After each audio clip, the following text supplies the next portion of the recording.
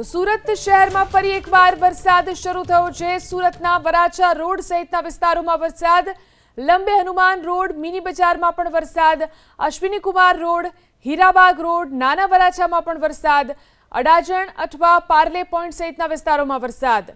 સુરત શહેરમાં ફરી એકવાર વરસાદ શરૂ થયો। સવારથી સુરતના કેટલાક વિસ્તારોમાં ઝરમર જ્યારે કેટલાક વિસ્તારમાં ધોધમાર વરસાદ વરસી રહ્યો છે। આપ આ સીધા દ્રશ્યો જોઈ રહ્યા છો। વરાછા રોડ પર સાધના સ્કૂલ પાસેના સાધના સ્કૂલ અને મિની હીરા બજાર વિસ્તારમાં હાલમાં વરસાદ વરસી રહ્યો છે। આમ સુરત શહેરના જો વરસાદની વાત કરવામાં આવે તો સવારે કેટલાક વિસ્તારોમાં વાદળછાયું વાતાવરણ હતું, જ્યારે કેટલાક વિસ્તારોમાં તડકો પણ હતો।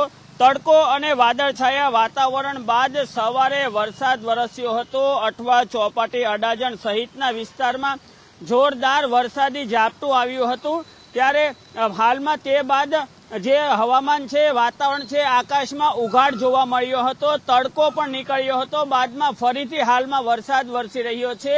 વરાછા રોડ પર એક તરફ આ જે વરાછા રોડ છે તે મુખ્ય કામરેજને જોડે છે અને બીજી તરફ રેલવે સ્ટેશનને પણ જોડે છે। આમ કહી શકાય કે હાલમાં સાધના સ્કૂલ, મિની હીરા બજાર છે ત્યાં વરસાદ વરસી રહ્યો છે।